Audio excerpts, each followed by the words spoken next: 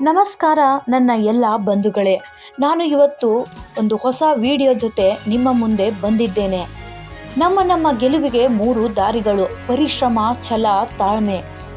ಇವತ್ತು ನಾನು ವಿಡಿಯೋನಲ್ಲಿ ಪರಿಶ್ರಮದ ಕುರಿತು ಮಾತನಾಡೋಣ ಅಂದ್ಕೊಂಡಿದ್ದೀನಿ. ಸ್ನೇಹಿತರೆ, ಈಗಿನ ಕಾಲದಲ್ಲಿ ತುಂಬ ಕಡಿಮೆ ಸಮಯದಲ್ಲಿ ದುಡ್ಡು ಮಾಡಬೇಕು ಅಂದ್ಕೊಂಡು ದುಡ್ಡಿನ ಹಿಂದೆ ಓಡ್ತಿರ್ತಾರೆ.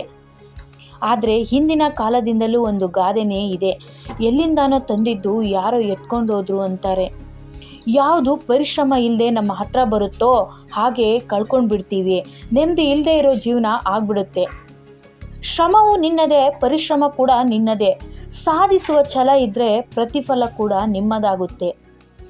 ಯಶಸ್ಸಿನ ಮೊದಲನೇ ಹೆಜ್ಜೆ ಯಾವಾಗಲೂ ಪ್ರಯತ್ನ. ಸತತ ಪ್ರಯತ್ನದ ಫಲವೇ ಯಶಸ್ಸು. ಕಾಲ ಎಲ್ರಿಗೂ ಅವಕಾಶ ಕೊಡುತ್ತೆ, ಹಾಗಂತ ಎಲ್ಲದಕ್ಕೂ ಸದಾವಕಾಶ ಕೊಡುವುದಿಲ್ಲ.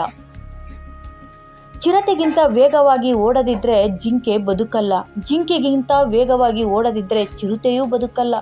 ಇದರಲ್ಲಿ ಗೊತ್ತಾಗ್ತಿರೋದು, ಬದುಕಬೇಕು ಅಂದರೆ ಓಡಲೇಬೇಕು. ಅದು ಚಿರತೆ ಆದರೂ ಅಷ್ಟೇ, ಜಿಂಕೆ ಆದರೂ ಅಷ್ಟೇ. ಪ್ರತಿ ಕೆಲಸವೂ ಒಂದು ಗೆಲುವನ್ನು ಕೊಡೋಕ್ಕೆ ಆಗದಿರ್ಬೋದು, ಆದರೆ ಪ್ರತಿ ಗೆಲುವಿನ ಹಿಂದೆ ಒಂದು ಕೆಲಸ ಇರುತ್ತದೆ. ಬರೀ ಮಾತುಗಳಿಗಿಂತ ಪರಿಶ್ರಮ ಯಾವಾಗಲೂ ಉತ್ತಮವಾಗಿರುತ್ತದೆ. ಶ್ರಮ ಎನ್ನುವುದು ಯಾವಾಗಲೂ ಯಾರನ್ನು ಕೊಲ್ಲುವುದಿಲ್ಲ, ಬದಲಾಗಿ ಅದರಿಂದ ಏನೋ ಒಂದು ಕಲ್ತ್ಕೊಂಡಿರ್ತೀವಿ.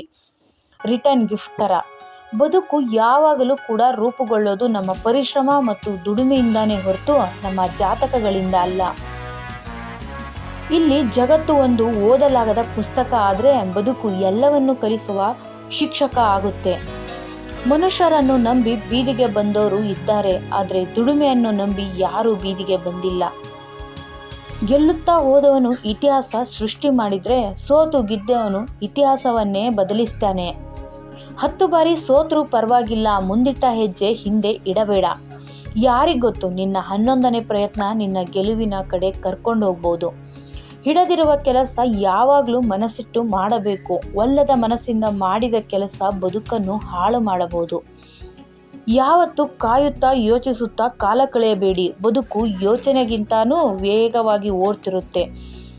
ಗೆಲ್ಲುವುದು ತಡವಾಗಾದರೂ ಪರವಾಗಿಲ್ಲ, ಆದರೂ ಗೆಲುವು ಮಾತ್ರ ನಮ್ಮ ಶ್ರಮದಿಂದನೇ ಆಗಬೇಕು.